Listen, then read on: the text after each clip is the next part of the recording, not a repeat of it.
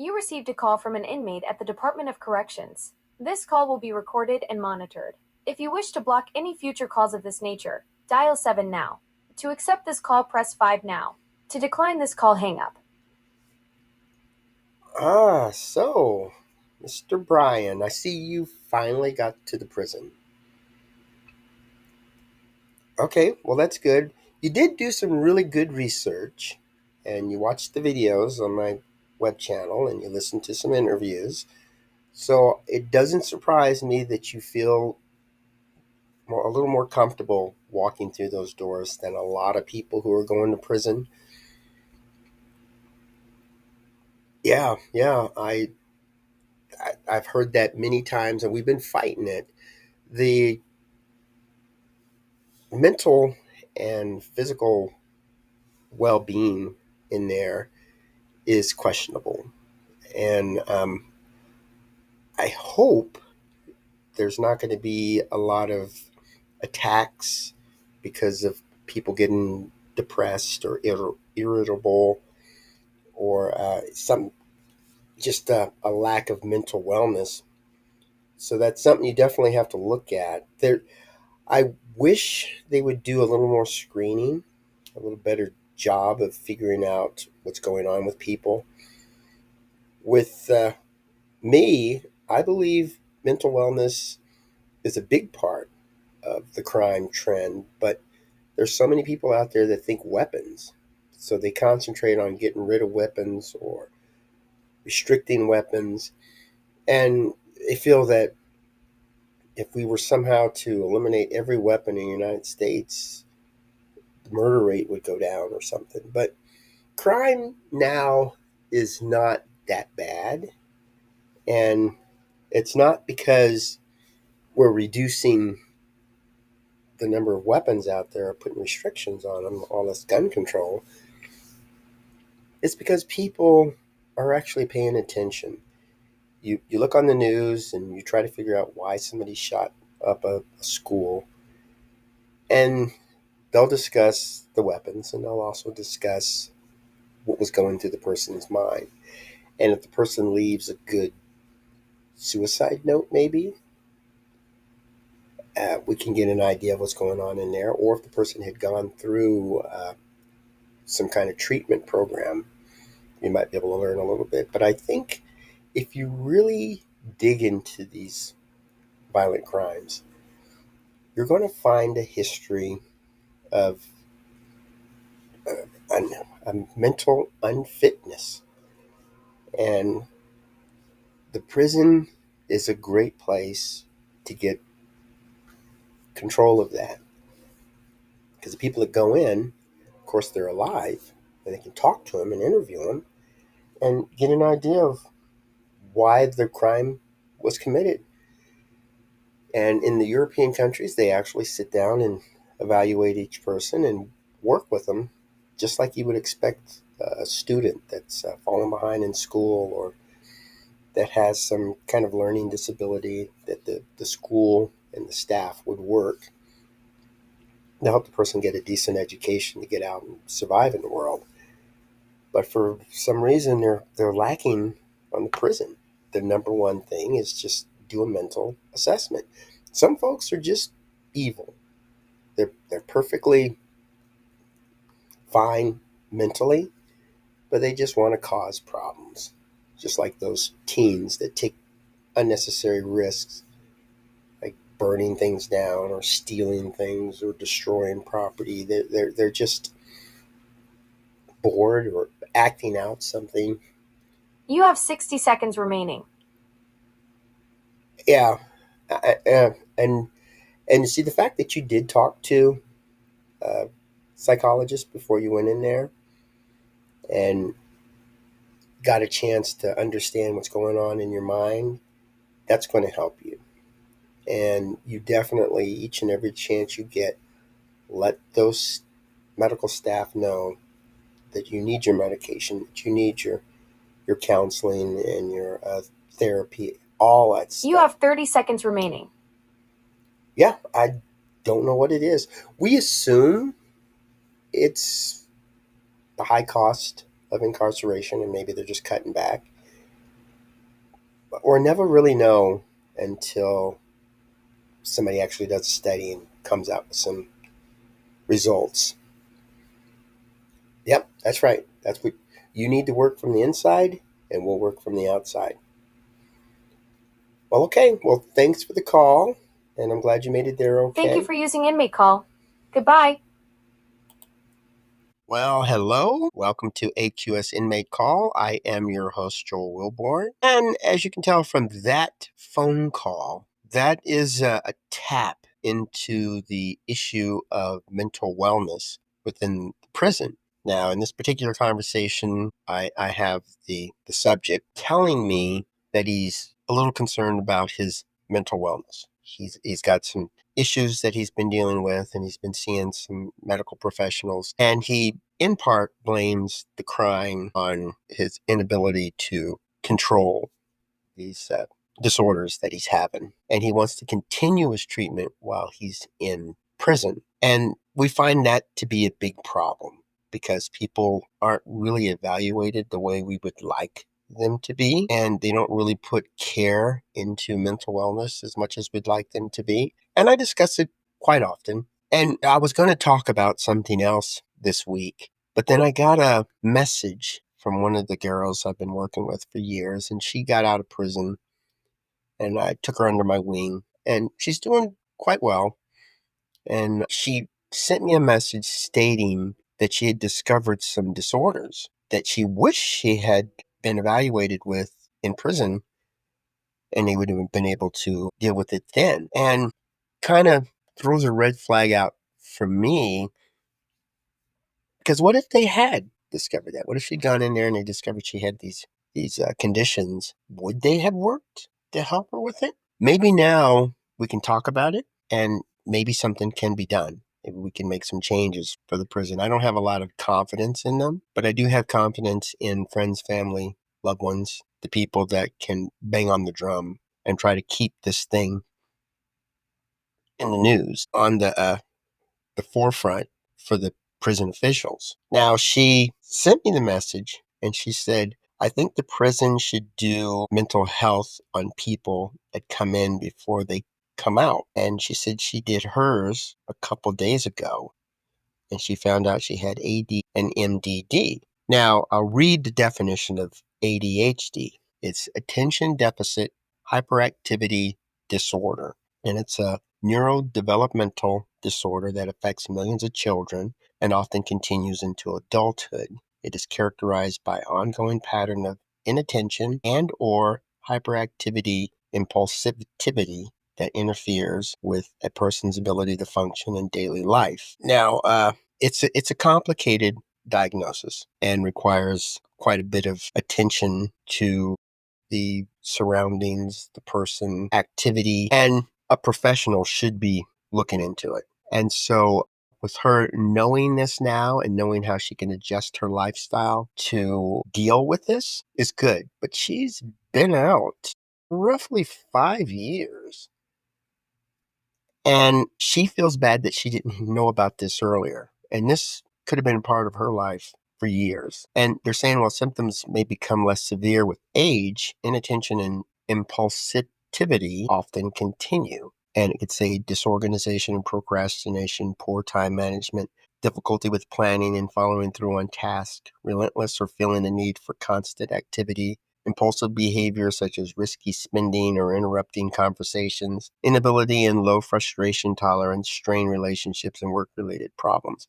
Can you see how this could cause conflict at work or at home? A person could be upset about something, could be talking, and this person with ADHD could just interrupt and go on to a different subject. Or maybe make a commitment to do something to help somebody out and not follow through, especially in a work environment. So this is something that you definitely want to know about as soon as you can. And there's no cure for ADHD, but it can be successfully managed with a combination of treatments. And you have medication, therapy, creating routines, managing distractions. These are things that could be addressed within the prison quite easily.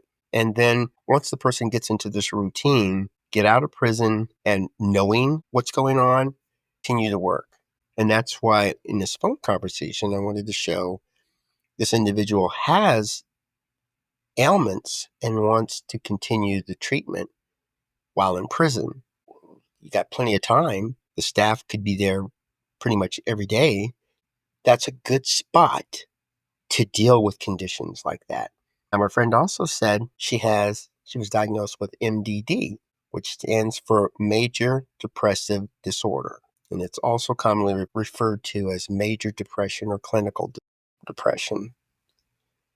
And MDD is a serious but treatable mood disorder that goes beyond normal feelings of sadness or grief. It's a condition characterized by persistent and pervasive depressed mood or a loss of interest and pleasure in daily activities. This can significantly affect how a person feels, thinks, and behaves, and can lead to a variety of emotional and physical problems. To be diagnosed with MDD, a person must experience a number of specific symptoms for at least 2 weeks, with the symptoms causing a noticeable change in their ability to function in daily life. Now, my friend has children and she's married, and she gets a job, but something happens. Like the last time she got a job, when they found out she was pregnant, they fired her. And this, with regular, normal activity, this can be sad, pressing. It could cause irritation, anger.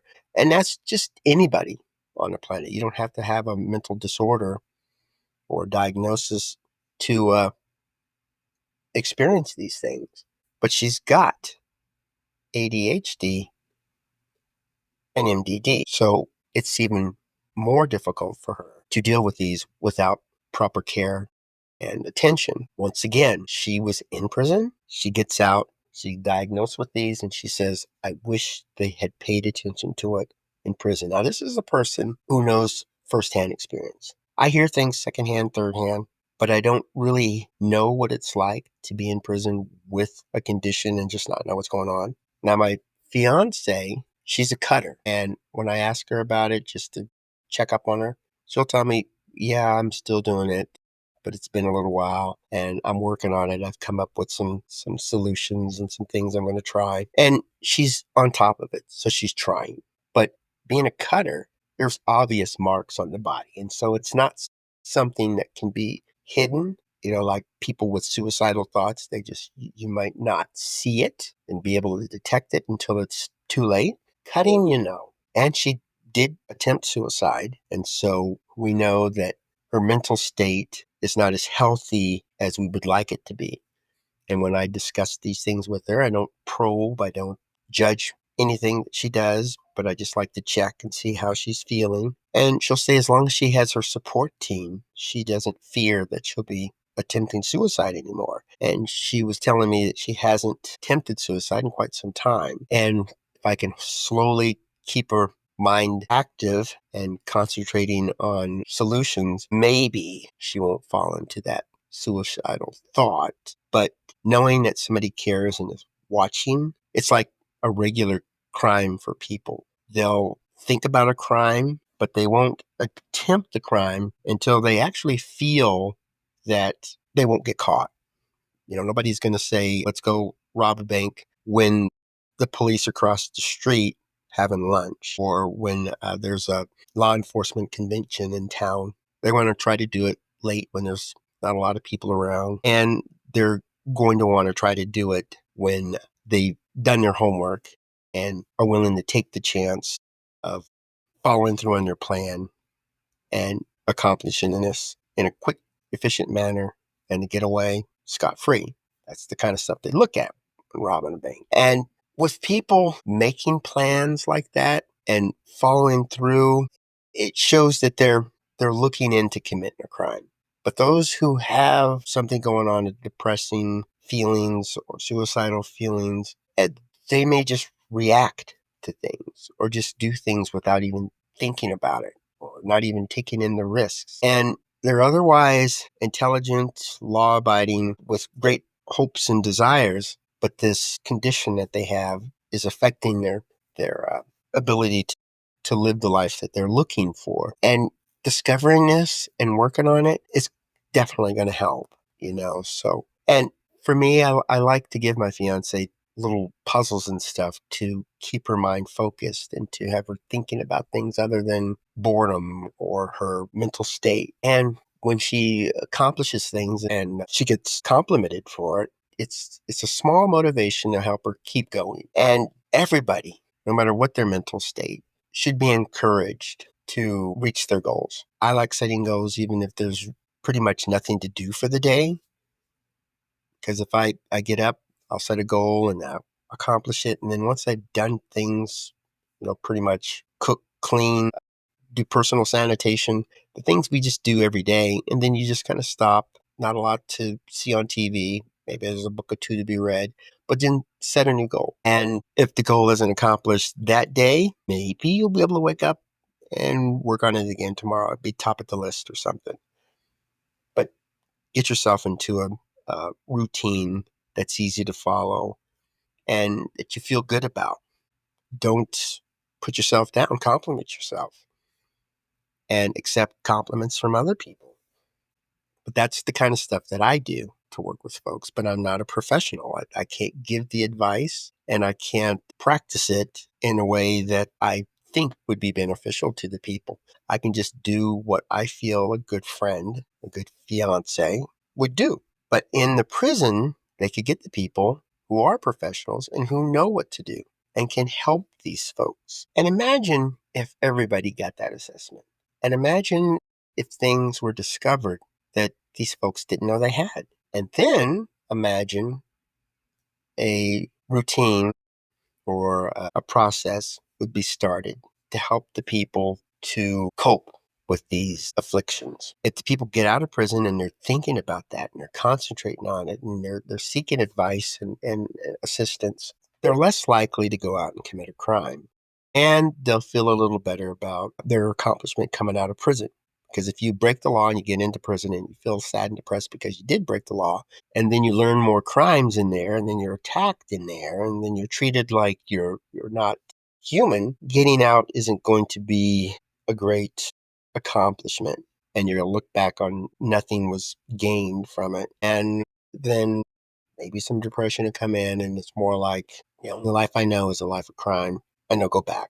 But each person has individual thoughts, individual feelings. It's not a one solution fixes everything. So concentrating on people on a case by case basis, I think, is a great way to fix this crime spree that may or may not be going on. Hopefully, the people who are in prison have somebody who roots for them on the outside, be it a relative or a close friend or even community support teams, just as long as somebody will check up on them once in a while. It's just like what we want with our neighbors, too. If we have a neighbor who's uh, pretty much inside for whatever reason, and we have folks go over and check on them once in a while, do like a little welfare check, it can help prevent some tragedy as well. I just hate to read a news article and a person was murdered in his house and wasn't found for days, or somebody falls in a home and is unable to get any assistance, even though reaching out, and isn't able to be found, until they're just really weak. And we kind of look back at how we treat our neighbors. Like the saying that when people die and they're at the memorial service, there's all these kind things that's said. And there's people out in the audience wishing they had been able to do a little bit more. We shouldn't have to wait until a tragedy, like somebody dies or somebody gets hurt or somebody goes missing. We should do that for the people on a regular basis. Let folks know that you're looking out for them. Little bitty things that's said could make a big difference to these folks. That's why I like when people send e-messages to incarcerated people. You might think it's not helping, but it could really mean a big difference to them. And things like coloring books or puzzle books or even just kind of activities to work out on the phone can help everybody involved because it keeps the mind going rather than just sit there, especially filling itself with things that's on television or on the internet. We don't want to be encouraged by other people and we don't want to be influenced by them. We want to have our own independent thought and we want to be able to accomplish things on our own. But you're going to need a little bit of support, a little bit of guidance, and especially somebody to fall back on when things don't quite work out. It just goes to show that crime doesn't solve the problem, but good networking, good family, good community, and a good communication network can definitely make a difference. So hopefully you'll talk to your family and you'll just check on people once in a while. Maybe if you have several members in your immediate family, maybe each week somebody's assigned to check on somebody, maybe a loved one who's incarcerated, maybe a neighbor, maybe just relatives that's quite distance away. Just give them a call. And calls don't have to be more than 2 hours or something. They could just call and say, hey, I just called to see how everything's going. If there's anything I can do to help you out. And when people get that call, even though they may need something and don't say anything, it could be to the point where they're feeling important. And that could make a huge difference. But you never know till you talk to folks. But hopefully with your immediate family, you show them how community can really make a difference in everybody's life. So go out, have yourself a fantastic day, and make stellar memories for tomorrow.